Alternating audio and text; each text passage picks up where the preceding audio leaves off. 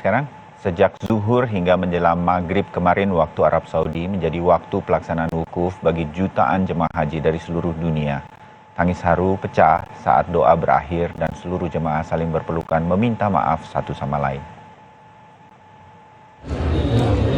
Inilah suasana di mana ratusan ribu jemaah haji asal Indonesia melakukan zikir atau membaca Al-Quran untuk menjalankan puncak ibadah haji yang dilakukan di Padang Arafah, Arab Saudi. Baik di dalam tenda maupun di padang terbuka. Tangis haru kemudian pecah saat doa berakhir dan seluruh jemaah saling berpelukan meminta maaf satu sama lain.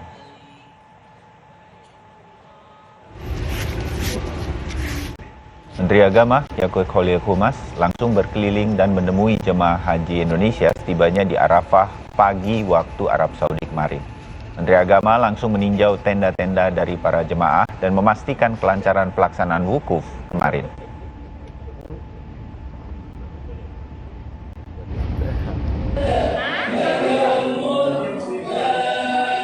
Sementara hingga Selasa tercatat ada 240 jemaah haji yang harus melaksanakan wukuf dengan bersafari karena kondisi kesehatan mereka.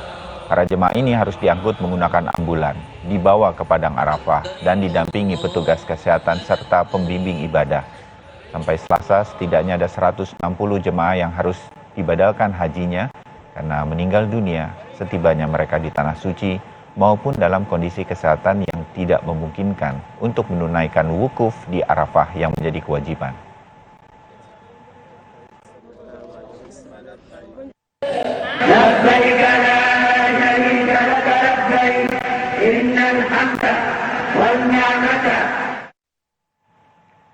Saudara, penumpang pesawat di Bandara Soekarno-Hatta naik 20% dibanding hari biasa dan diprediksi puncaknya akan terjadi pekan ini, di mana kenaikan akan mencapai 40% penumpang. Kompas Bisnis akan membahasnya usai jeda.